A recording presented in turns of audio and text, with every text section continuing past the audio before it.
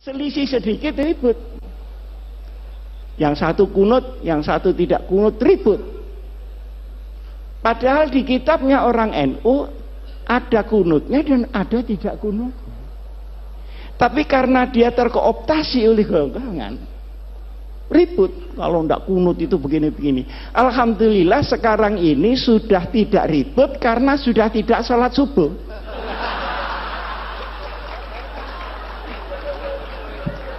Jadi problemnya sudah kelewat. Dulu Pak Den waktu saya masih habis dari Gontor pulang, beda hari raya itu berkelahi Pak. Takut ini puasanya dosa segala macam. Padahal yang selisih Muhammadiyah sama NU ini kan cuma tanggalnya, kan bukan hari rayanya. Bener apa enggak? Betul. Nah, kalau dibutuhkan pengasuh sahih sudah. Yang beda itu tanggalnya. Kalau sholatnya ya itu Allahu Akbar sekian kali takbirnya ya sama. Loh kenapa tanggalnya kok enggak sama? Ngitungnya enggak sama. Kalau NU itu harus kelihatan tanggalnya dan itu perlu 2 derajat di atas ufuk. Muhammadiyah pokok sudah istimewa selesai lah. Ada apa mesti diinceng itu? Apa tamu dia? Lah yang nginceng ini ya tidak mau disalahkan. Karena Rasulullah Shallallahu Alaihi Wasallam itu nginceng. Sampai saya ketika itu Pak Din belum jadi ketua Muhammadiyah. Jadi ketika itu ketua Muhammadiyahnya Pak Syafi'i Ma'arif. Saya diundang oleh Pak Yusuf Kalla, marah-marah Pak Yusuf Kalla itu. Ini gimana NU sama Muhammadiyah? Masa enggak bisa jadi satu hari rayanya itu? Repot masyarakat kalau begini. Saya tanya, caranya bagaimana Pak? Ya kompromi lah. Caranya, dengan Pak Den ya, maaf, dengan Pak Den. Katanya Pak JK, bagaimana kalau Muhammadiyah turun 1 derajat? NU-nya naik 1 derajat. Oh, kalau begitu langsung cash and carry saja. Ini fikihnya pedagang itu di sini.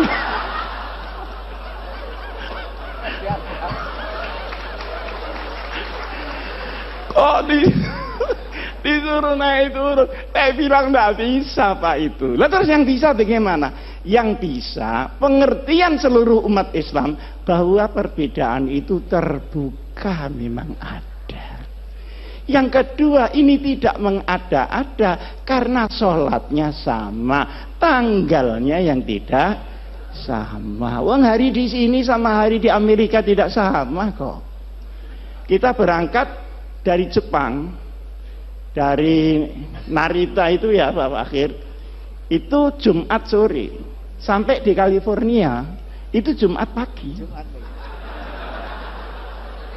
Ini sembahyang Jumat lagi apa tidak? Kalau sembahyang Jumat lagi kok sregep banget gitu loh. Sregep banget. Tapi ketika pulangnya misalnya dari New York ke Jakarta, berangkatnya Jumat pagi, itu sampai Jakarta hari Minggu. Jadi kehilangan 1 hari, tidak tahu di mana Sabtunya ini.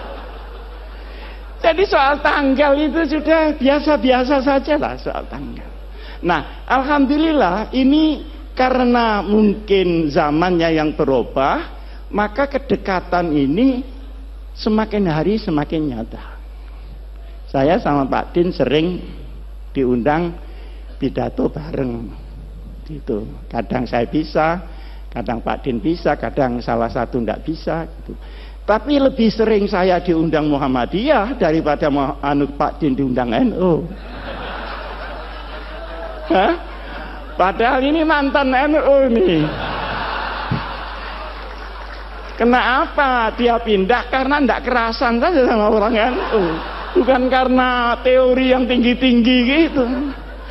Ini orang NU kok kumuh banget. Kira-kira teman itu sekitar itu saja.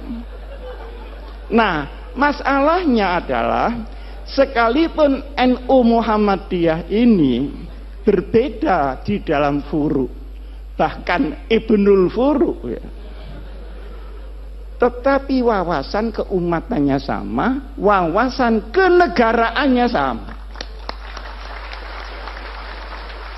Karena Hadratus Syekh Kiai Hasyim Asy'ari ikut mendirikan republik, Kiai Ahmad Dahlan ikut mendirikan republik. Pahlawan nasional ada di dua belah pihak. Tahu jerih payahnya bagaimana membawa Islam di tengah kebinekaan yang luar biasa itu. Maka sabar. NU sama Muhammadiyah itu sabar. Cuman NU itu sama Muhammadiyah menurut saya itu sepasang sandal. Jadi kalau dipakai semua. Kalau tidak ya sekalian tidak semua. Jangan dipakai yang kanan, yang kiri tidak dipakai. Nah ini dikira orang stres itu. Orang NU suruh bikin universitas rapi seperti Muhammadiyah. Sulit Pak. Tapi rahasia, jangan ngomong-ngomong orang.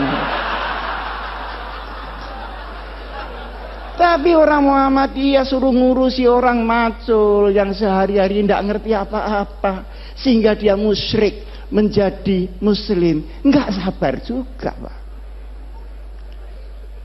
Nah, bertemunya ini banyak yang tidak suka. Oleh karenanya, maka wawasan keagamaan, wawasan keumatan, wawasan kebangsaan dan kenegaraan tidak boleh dirobek oleh kepentingan apapun juga. Ini pertama. Sekarang yang kedua. Pandangan-pandangan kaum muslimin terhadap negara Indonesia ini baru selesai setelah berpikir 40 tahun. Waktu tahun 1945 kita merdeka. Nah, setelah itu umat Islam berbagai macam pandangan Indonesia ini diapakan dan distempel apa. Maka ada yang keras, harus pakai stempel Islam. Nah, keras ini melalui beberapa pendekatan. Ada yang pendekatan militer, kemudian lahir DI, TII.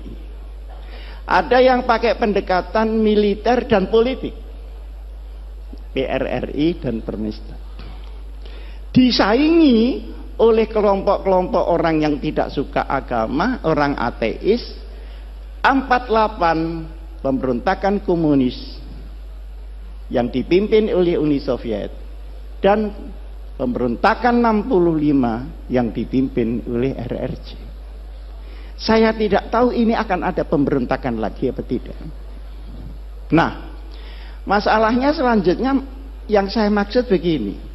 Setelah pendekatan militer gagal, dicobalah, ini kok diem saja ada apa? Mendengarkan teman-teman ya? Setelah pendekatan militer gagal, dicoba melalui pendekatan konstitusional. Maka seluruh wakil-wakil umat Islam bergerak di konstituante. Bagaimana supaya negara ini ditetapkan berdasarkan apa? Bentuknya seperti apa? Ada yang minta Pancasila tetap, ada yang minta Islam, dan ada yang minta sosiodemokrasi. Ribet di situ tidak putus. Artinya dengan pendekatan politik pun juga mentok.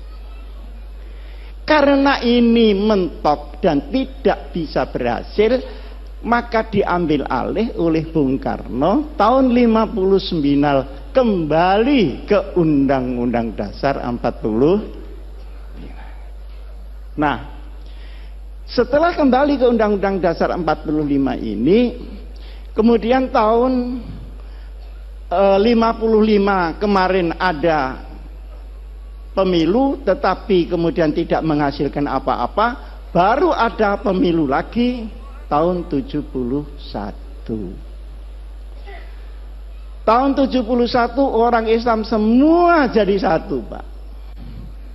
Yang Pak Idham, yang Pak Muhammad Nasir, yang Pak Kasman Singotimojo, yang Pak Nurholis Majid, yang Gus Dur, semua bersatu membela satu partai bersama, namanya Partai Persatuan. Sampai dengan tahun 82 berhasil utuh, tapi setelah itu mulai retak-retak. Maka sekarang P3 yang dulu dimodali dengan darah dan air mata, per hari ini masih la yamutu wala yahya. Mudah-mudahan qad aflaha man tazakka. Nah, ini perjalanan. Dari sini ulama-ulama itu berpikir, ini kenapa ya? Di sini kok enggak pas. Ternyata kesimpulannya, Islam di Indonesia seperti tadi yang disampaikan oleh Pak Fakhir itu benar. Islam dalam peradaban belum tentu Islam dalam formalistik. Di sini masalah yang timbul. Nah, akhirnya ketika diformalkan menjadi banyak tentangan dari kelompok umat Islam sendiri. Disinilah maka kemudian dikaji sampai dengan tahun 1983. Berkumpullah ulama-ulama ketika itu di Jawa Timur dan tempatnya di Sukoharjo, di pondoknya Kiai As'ad, ngumpul semua. Cari jalan supaya selamat, sudah tidak ada goncangan-goncangan lagi, ini bagaimana? Akhirnya ditetapkanlah bahwa untuk urusan ideologi negara ditetapkan oleh mayoritas bangsa yang namanya Pancasila, kemudian akidah kita tetap Islam sesuai dengan keyakinan kepada Allah Subhanahu wa ta'ala. Ini baru selesai tahun 84. Pendekarnya ketika itu mungkin banyak orang tidak tahu. Pendekarnya adalah seorang ulama namanya Kiai Haji Ahmad Siddiq. Beliau putra dari Kiai Siddiq. Kiai Siddiq itu asal dari Lasem. Kemudian karena kalah berdebat nahwu, malu pindah ke Jember. Jadi dulu berdebat kalah itu malu. Nah sekarang sudah kalah berkali-kali, alhamdulillah tidak ada malunya sama sekali. Pergi ke Jember. Saya tahun 83, ini belum pernah saya ceritakan di sini. Tapi mumpung ini ada waktu dan saya juga sudah menjelang tua, ada perlunya saya sampaikan. Saya tanya beliau, Kiai, ini penempatan negara dengan ideologi sendiri dan Islam sebagai umat Islam ini politis apa ijtihadi? Jawabnya beliau, ini ijtihadi, bukan politis, dan silahkan pakai untuk selamanya. Nah, karena saya tidak puas, saya tanya, dasarnya apa ya? Kemarin saya sudah menyampaikan ke Pak Hasan, kalau setelah saya di kantor itu memang ngaji pindah-pindah begitu, sana 3 bulan, sana 3 bulan, termasuk ngaji di Kiai Ahmad Siddiq. Dibukakanlah oleh Kiai Ahmad Siddiq Mitsaqul Madinah, perjanjian Madinah. Iki sim bahasa Jawa. Iki si sadurunge kowe takon wocon dhisik iki. Mitsaqul Madinah. Pada tahun kedua dari hijrah Nabi besar Muhammad sallallahu alaihi wasallam. Nah, setelah saya baca, ya saya bisa lah baca, wong lulusan kantor masa ndak bisa. bahasa Arab. Bisa saya baca. Komentar saya, subhanallah. Ini adalah piagam yang paling orisinil untuk demokrasi dan kemanusiaan. The original conception about humanity and democracy. Luar biasa sih. Ketika itu saya membaca, tidak saya apalkan karena memang bukan mahfudot, tapi saya masih ingat poin-poinnya. Poin yang pertama, ukhuwah bainal muslimin. Oh, kenapa ya kok tidak ukhuwah Islamiyah ya? Ternyata kalau Islamiyah itu mesti ukhuwah Pak Fakir. Yang ruwet ini kan musliminnya. Khutbahnya waqtasimu, keluar masjid watafar.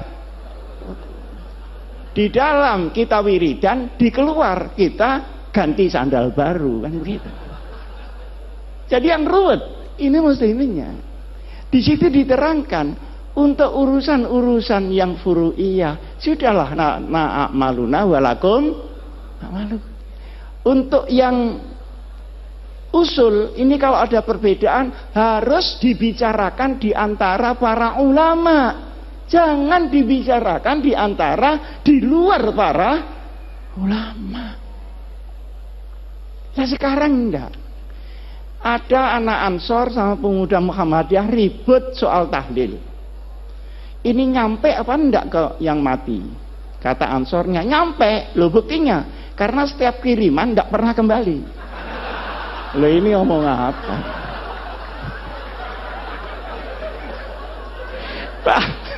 Ya pemuda Muhammadiyahnya ini kan enggak terima. Mana tanda buktinya? Nah kalau diserahkan bangsa begini ini Pak, innalillahi wa inna ilaihi raji'un. Nah kalau sudah sampai top dia merusak Islam, dia harus dinyatakan tegas dia berada di luar Islam. Luar biasa. Saya baru diberitahu oleh polisi dulu Pak Hasim, ada orang ngaku malaikat Jibril namanya Lia Eden. Bener ya? Ada orang yang mengaku Nabi Muhammad namanya Musa. Dua-duanya ditangkap, dimasukkan di tahanan, ditanya oleh polisi, wahai malaikat Jibril, pernahkah ketemu Nabi Muhammad ini? Ternyata belum pernah ketemu dua orang.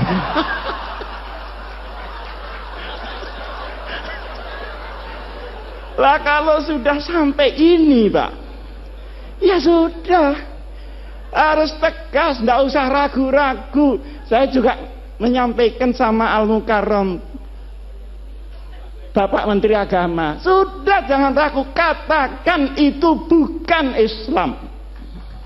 Kenapa ragu? Tapi ini jangan cuma ditepuk tangan itu. Maksud saya yang lain-lain itu ikut mendorong lah, supaya ada pride. Karena yang menghadang pun juga sangat banyak. Yang kedua, ukhuwah bainal adyan. Mana yang bisa dikerjasamakan dengan luar Islam, mana yang tidak. Itu jelas sekali. Sehingga rahmatan lil alamin memang melampaui rahmatan lil muslimin. Urusan yang tidak syariah sudah, bikin got bareng bangunan tidak apa-apa. Tapi kalau urusan yang syara, yang akidah, ya lakum dinukum, itu ada tuntunannya Pak. Dan itu disusun langsung Rasulullah Shallallahu Alaihi Wasallam. Nah sekarang ini kalau benci kelewat benci, tidak membedakan mana asyaduhum adawatan atau akrobahum mawaddatan, zimmi dan harbi disamakan. Tapi kalau sudah kadung kepingin demokrasi, tahlilan di gereja, itu kurang tempat apa bagaimana? Seperti orang Kristen, tidak usahlah disuruh Jumatan, nanti sandalnya hilang. Saya kan sering dicemooh sama orang Kristen. Gimana orang Islam itu? Wong ibadah kok sandalnya hilang? Ya mesti saja karena sandalnya ndak dipakai. Nah sampeyan sepatunya dipakai. Jadi yang hilang ya ndak sepatunya, tapi sepeda motornya yang di luar itu yang hilang. Jadi yang seperti disampaikan oleh Pak Din tadi sajalah al-hanifiyatus samkhah, itu pas sudah itu. Ini jangan diumek-umek lagi gitu maksud saya. Nah, kemudian yang menarik lagi, untuk qabilah-qabilah di luar hukum syariat dipersilahkan untuk menggunakan kebiasaannya masing-masing. Ini saya belajar usul fikih di sini juga begitu Pak Hasan. Mabhadi awaliyah. Itu belum mabhadi akhiriyah loh. Masih mabhadi awaliyah, tetap kunci. Karena itu digawa diintil-intil tak garut apa-apa kunci. Bab mabhadi awaliyah. Di situ kan ada al-ahdah muhakkamah. Tapi yang muhakkamah yang bagaimana? Tentu yang tidak khilafis syar'i. Ma warada fi syar'i mutlaqan wala dhabita lahu wala fil lughah yurja'u ilal 'urf. Berarti ada status di dalam adat sepanjang dia menjadi al-urf yang tidak muta'arif. Ini kan sangat jelas. Nah sekarang ini semua diubah, yang lunak terlalu lunak, yang keras kekerasan. Semua yang lain dirinya dibilang kafir, masuk neraka. Neraka semua masuk neraka, surganya cuma dia aja. Lu kok tidak takut masuk surga sendirian? Yang arduhat samawatu wal gini-gini ini bagaimana? Nah, ada lagi yang kita merasa bahwa itu bukan Islam, seringkali ya, tetapi sesungguhnya itu pilar di dalam Islam, adalah kepastian hukum. Innallaha ya'murukum an tu'addul amanati ila ahliha. Tu'addul amanati ini untuk Pak Hidayat Nur Wahid, untuk politisi-politisi, supaya membawa amanat rakyat.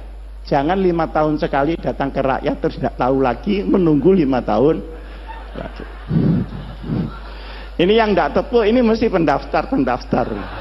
Nah, kalau idza hakamtum, ingat bainan nas bukan bainal muslimin, antahkumu bil adl.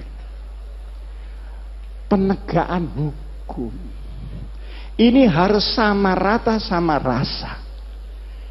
Nah, sekarang di Indonesia kan tidak, hukum naik susah, ke bawah kena.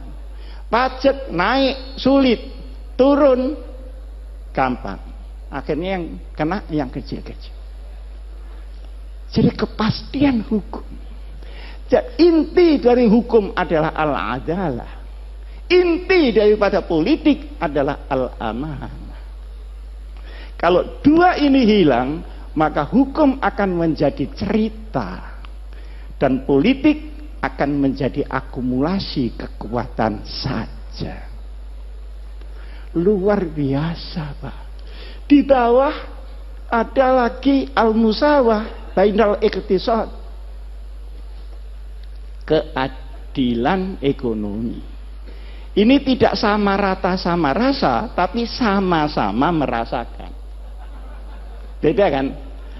Sama-sama merasakan. Kalau tadi biar anak saya Fatimah Sarakot lakotok tuh, ya dah. Kalau ini enggak. Masa tukang ban minta rezeki sama dengan pabrik ban? Kan enggak mungkin. Tapi semua kebagian, halalan, thayyiban, mubarakan. Orang sedikit bisa bahagia, dapat banyak bisa bahagia, dapat sedikit bisa menjadi pencuri, dapat banyak pun bisa menjadi rampok di mana-mana. Yang habiskan uang negara itu bukan orang miskin Pak, orang yang sudah Masya Allah kayanya. Nah, di sini pun adalah ketentuan yang harus ada di sebuah negeri, apapun bentuk negeri itu, kita ada orang Islam di situ, kita harus perjuangkan ini. Nah, kemudian ketika Madinah diserang orang-orang lain, maka seluruh agama yang ada, baik Yahudi, Nasrani maupun Sobiin, harus bersama-sama membela nasionalisme Madinah. Coba Pak, ini kan Masya Allah, dan ini bikinan Nabi Muhammad loh, bukan bikinan Muhammad belakangan ini Pak. Ini Nabi Muhammad. Kekurangan kita adalah di dalam pemahaman daripada Islam, implementasinya sudah punya fikih, sudah punya dakwah, tapi kita sering melupakan sirah nabawiyah di dalam memimpin umat Muhammad Rasulullah Sallallahu Alaihi Wasallam. Karena sirah nabawiyah itu juga strategi implementatif yang real dari Rasulullah. Kapan Rasulullah dakwah diam-diam, kapan terang-terangan, kapan mengungsi, kapan hijrah besar-besaran, kapan dia menunggu, dan kapan beliau membalas serangan. Semuanya ini harus kembali di dalam benak kita. Nah, sekarang ini para bapak yang saya muliakan, negeri yang tadi oleh para ulama diputuskan tahun 84 itu supaya diisi, jangan didekonstruksi. Kalau didekonstruksi ruwet, habis waktu untuk mendekonstruksi, belum lagi mengisinya kembali. Lebih lagi langsung dengan melakukan jurusan al-amru bil ma'ruf wan nahyu 'anil munkar. Seperti ada LGBT itu kok saya dengar yang teriak-teriak kok cuman saya, yang lain-lain ini gimana kok enggak teriak-teriak. Itu kan embrio supaya laki-laki kawin dengan laki-laki, perempuan kawin dengan perempuan, kan gitu maunya Pak Fakhir. Kalau perempuan kawin dengan perempuan, saya nggak tahu lah, karena saya nggak pernah jadi perempuan. Tapi kalau laki-laki kawin dengan laki-laki, itu mau olahraga atau mau kawin? Digempur saja.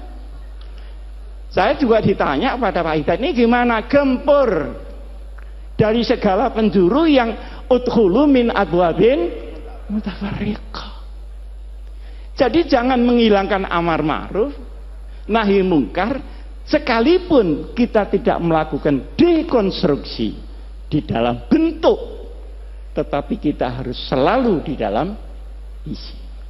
Kadang-kadang kita menemui hadis Rasulullah Sallallahu Alaihi Wasallam, al hikmatu dholatul mu'min iltaqataha aynama wajadah. Perkara yang hak itu milik orang Islam. Kalau tidak ada di tempat kamu, ada di tetangga, berarti itu milik kamu yang di sana. Ambil kembali. Jangan tetangganya dimaki-maki karena tetangga.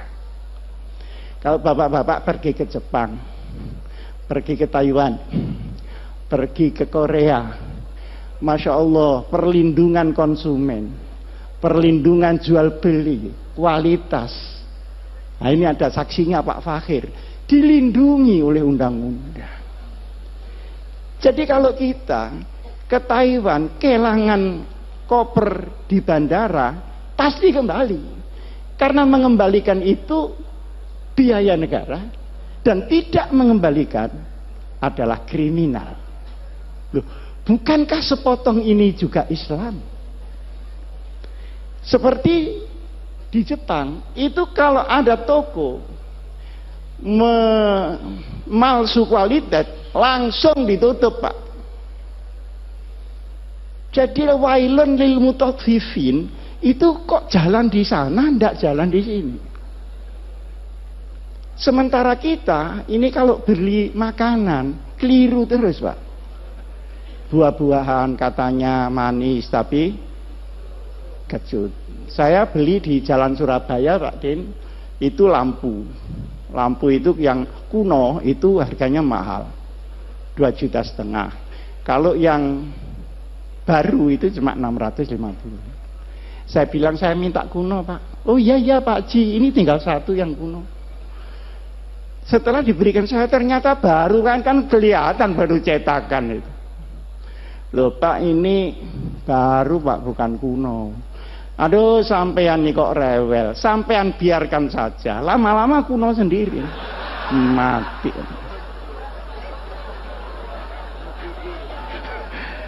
Itu namanya sekarang katanya mukidi.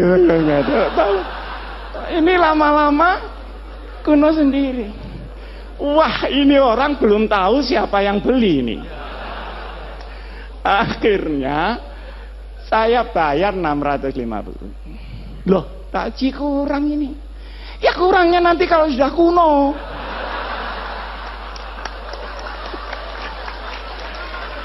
Itu kira-kira ada di Jepang apa ada di Indonesia kira-kira?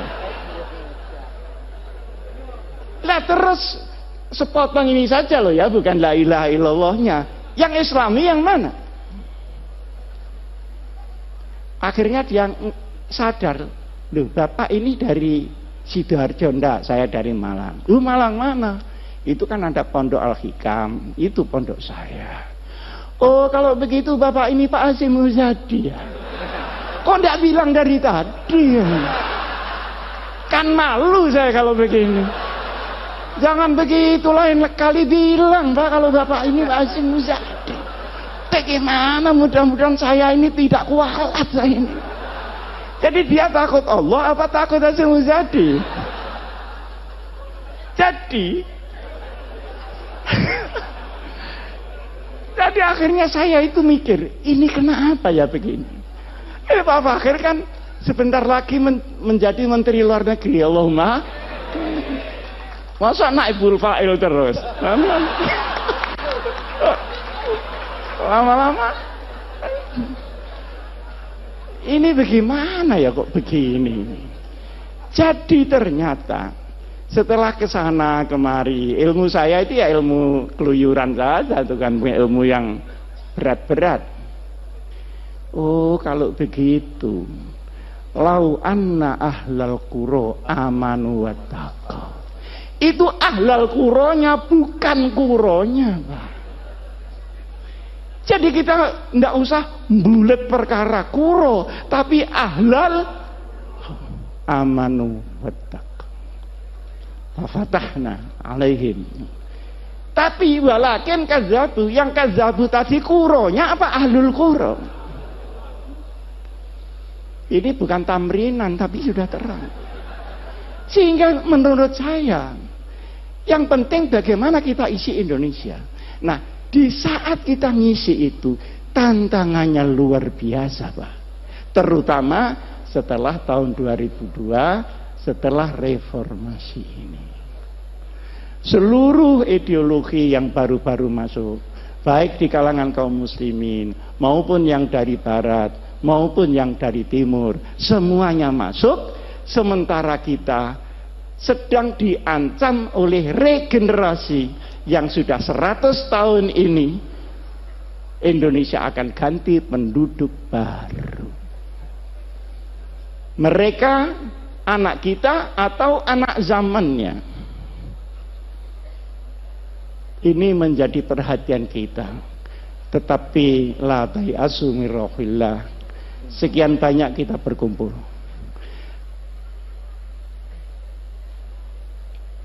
Hum ya'lamuna kama ta'lamun wa tarjuna minallahi ma la yarjun. Oke, mari kita berjuang mengisi Indonesia ini. Berhadapan dengan yang merusak. Tetapi yakinlah kalau mereka sakit, kita pun sakit. Tapi kita punya Allah, mereka belum tentu mempunyai Allah.